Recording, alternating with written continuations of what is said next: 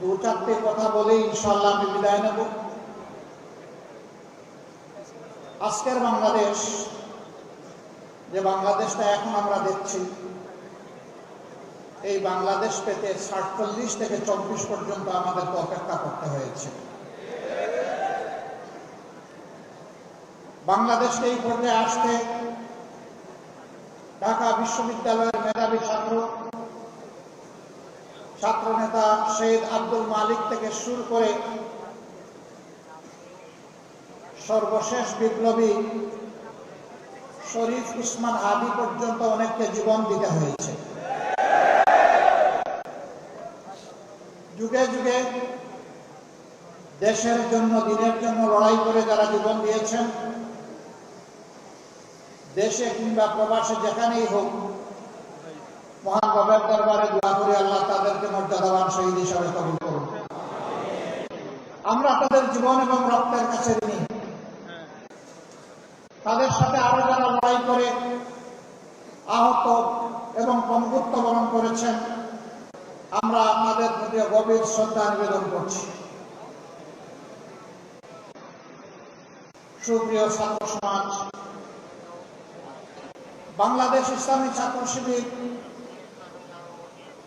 আজ শুধু একটি সাধারণ ছাত্র সংগঠন নয়,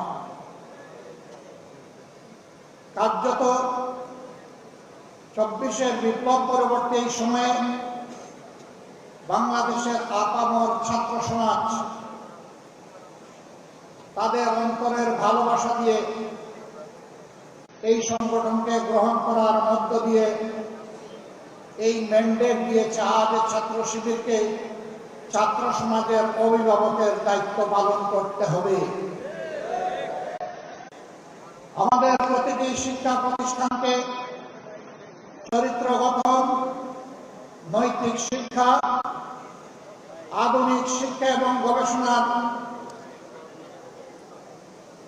উর্বর ক্ষেত্রে পরিণত করতে হবে। দুঃখের বিষয়, ৫৪ বছর ছাত্রদের হাত থেকে কলম কেড়ে নেওয়া হয়েছিল। কোমলমতি ছাত্রদেরকে বিভ্রান্ত করে তাদের হাতে অস্ত্র তুলে দেওয়া হয়েছিল। শিক্ষা প্রতিষ্ঠানগুলো মিনি ক্যান্টনমেন্টে পরিণত হয়েছিল। আমাদের মেয়েদের ইজ্জতের কোনো গ্যারান্টি ছিল না, ছাত্রদের জীবনের কোনো গ্যারান্টি ছিল না, তাদের ক্যারিয়ারের কোনো গ্যারান্টি ছিল না। তাদেরকে এই সমস্ত শিক্ষা প্রতিষ্ঠানে পাঠিয়ে মা বাবা সবসময় উদ্বেগ উৎকণ্ঠায় থাকতেন।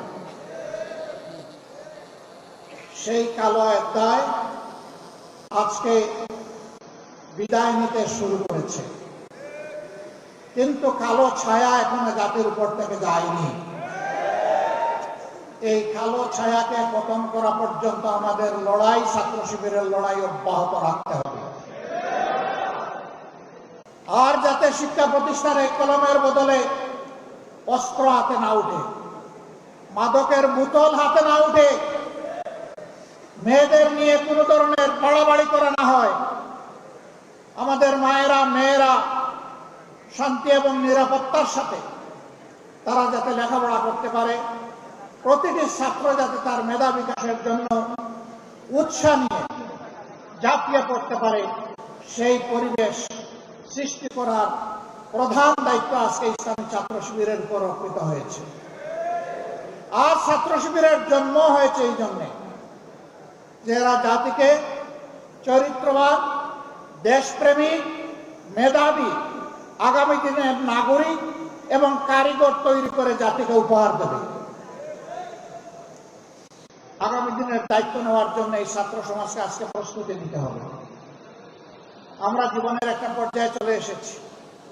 আমরা যা পেরেছি লড়াই করেছি, বাকি লড়াইয়ের এই রুমাল, এই রিলে রেসের শেষ ডেস্টিনেশন পর্যন্ত শক্ত করে হাতে ধরে সামনের দিকে তোমাকে দৌড়াতে হবে। তুমি সেই ছাত্র শিবির। আজ ছাত্র শিবিরের কাছ থেকে মানুষ যদি হতাশ হয়, যাওয়ার বিকল্প কোনো ঠিকানা এখনো তৈরি হয় নাই। এই ছাত্রীদের আস্থার ঠিকানায় পরিণত হয়েছে আল্লাহর অশেষ মেহেরবানিতে। এই সম্মান এই দায়িত্ব উপলব্ধি করে ছাত্র শিবিরের প্রতিটি কর্মী সমর্থককে নিজেদেরকে গড়তে হবে এবং তার সহপাঠীদেরকে গড়ার জন্য দায়িত্ব নিতে হবে। আমরা দেখতে চাই আর কোন শিক্ষা প্রতিষ্ঠানকে, কোন শিক্ষককে অপদস্থ করা হবে না, বরঞ্চ ছাত্র এবং শিক্ষকের সম্পর্ক হবে পিতা পুত্রের সম্পর্কের মতো। আমরা সেই পরিবেশটাই দেখতে চাই। অতীত দিনগুলোতে অনেক বেদনাদায়ক দৃশ্য আমরা দেখেছি। এই কাজ যারা করেছেন তারা নিন্দিত হয়েছেন। আবার এই কাজের পুনরুত্থান বাংলাদেশের ছাত্র সমাজ বরদাস্ত করবে না। প্রিয় শিবির, তোমাদের কাঁধে অসংখ্য শহীদের লাশ, আর তোমাদের কাঁধে 18 কোটি মানুষের প্রত্যাশার বোঝা। আল্লাহ তাআলা এই বোঝা তোমাদের জন্য হালকা করে দিবে। এই বোঝা বহন করার শক্তি তোমাদেরকে দান করুন।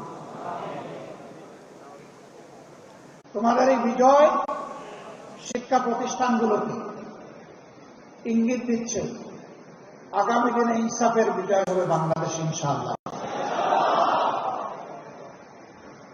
ছাত্র সমাজ তোমাদেরকে ভোট দিয়েছে, তোমাদেরকে ইনসাফের প্রতীক হিসাবে তারা দেখতে চায়, অন্য কোনো কারণ নেই। আজ বাংলাদেশে ইনসাফের বড় অভাব, আর সেই ইনসাফের ভিত্তি হচ্ছে আল্লাহর কোরআন। নবী মুহাম্মদ রাসূলুল্লাহ সাল্লাল্লাহু আলাইহি সাল্লামের সুন্নাহ, কোরআন সুন্নাহকে বাদ দিয়ে দুনিয়ায় কোথাও ইনসাফ কোন কালে কায়েম হয়নি, হওয়ার কোনো সম্ভাবনা নেই। এই ব্যাপারে আমরা খুবই ডেসপারেট। আল্লাহ তাআলার দেওয়া বিধান অনুযায়ী মানুষের জীবনে শৃঙ্খলা সমৃদ্ধি আমরা ফিরিয়ে আনতে প্রতিশ্রুতিবদ্ধ।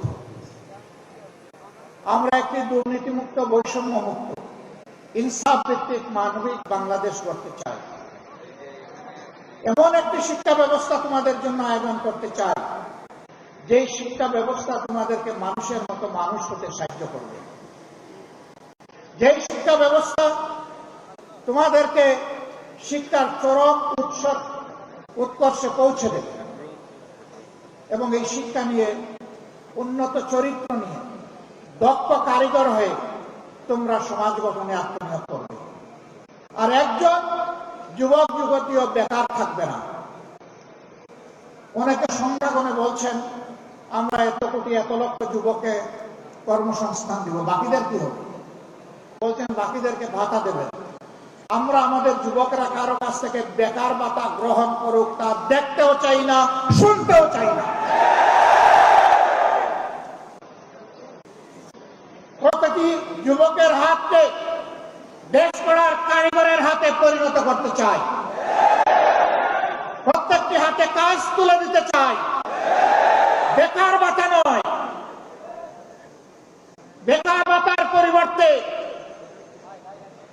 এরাই দেশে সকল ক্ষেত্রে বিপ্লব সাধন করবে, সেই বিপ্লবের বাণী তাদের মুখে পৌঁছে দিতে চাই, শক্তি তাদের মুখে তুলে দিতে চাই, আর তাদের হাতে কাজ তুলে দিতে চাই। সম্মানিত বন্ধুগণ, তোমরা তৈরি হও, ইনশাআল্লাহ তোমরা পারবা। আমরা তোমাদের সাথে আছি। আমি বরাবর বলি, চুল দাড়ি সাদা দেখে ভুল বুঝবা না, তোমাদের চাইতে আমরা কম যুবক না। আমার সাথে তোমাদের অনেক সহকর্মী কাজ করতে গিয়ে মাঝে মাঝে তাদের বিশ্রাম নেওয়া লাগে। আমি বলি, ছোট্ট এই জীবনে বিশ্রাম নেওয়ার অবকাশ কোথায়? বিশ্রাম আল্লাহ তাআলা আমাদের কিসমতে কপালে রাখলে ইনশাআল্লাহ পরম প্রশান্তিতে নেব। কিন্তু এগিয়ে দুনিয়া নয়, এই দুনিয়া বুকের নয়, এই দুনিয়াতে আগের ইনশাআল্লাহ। বাংলাদেশ জামাত ইসলামী, ইসলামী সংগঠন সমূহ এবং দেশপ্রেমিক অন্যান্য সংগঠনকে সাথে নিয়ে সেই ইনসাফের ত্যাগের বাংলাদেশ করতে চায়। যারাই আমাদের সাথে আসবেন তাদের প্রতি আমাদের বার্তা স্পষ্ট। নাম্বার ওয়ান, আপনি দুর্নীতি করতে পারবেন না, আর কোন দুর্নীতিবাজকে আপনি প্রশ্রয় দেবেন না। নাম্বার টু, সমাজের সকল ক্ষেত্রে সকলের জন্য সমান বিচার নিশ্চিত করা হবে। কোন রাজনীতিবিদ বিচারের দিকে তাকাতে পারবেন না, হস্তক্ষেপ করতে পারবেন না। নাম্বার থ্রি, সকল জঞ্জালের কবর রচনা করার জন্য জনগণ যে সংস্কারের দিকে তাকিয়ে আছে, সেই সংস্কারের সমস্ত সুপারিশমালাকে বাস্তবায়ন করার প্রতিশ্রুতি দিতে হবে। এই তিন প্রতিশ্রুতিতে যারা একমত হবেন, মোস্ট ওয়েলকাম, আসেন আমরা সবাই মিলে দেশ গড়ব ইনশাআল্লাহ। সব ধর্ম, সব দল, সব জাতি মিলে ঐক্যবদ্ধ বাংলাদেশ নিয়ে আমরা সামনে এগিয়ে যাব। সেই ঐক্যবদ্ধ বাংলাদেশ ইনশাআল্লাহ শুধু বাংলাদেশকে রাস্তা দেখাবে না, ইনশাআল্লাহ সেই বাংলাদেশ দুনিয়ার বহু দেশকে রাস্তা দেখাবে ইনশাআল্লাহ। সেই দিনটির অপেক্ষায় আমরা লড়ে যাব। আমরা আমাদের জায়গা থেকে সর্বোচ্চটা দিয়ে যাব। আল্লাহ রাব্বুল আলামিন আমাদেরকে সাহায্য করুন, আল্লাহ রাব্বুল আলামিন আমাদেরকে রহম করুন, এবং আল্লাহ রাব্বুল আলামিন তার নিজের জন্য খালেসভাবে আমাদেরকে কবুল করুন। আজকের এই সম্মেলনে আমাকে এখানে কথা বলার সুযোগ করে দেওয়ার জন্য আরেকবার ইসলামী ছাত্র শিবিরকে অন্তরের অন্তঃস্থল থেকে ধন্যবাদ, গভীর কৃতজ্ঞতা জানিয়ে আমার বক্তব্য এখানেই শেষ করছি। আল্লাহ হাফেজ।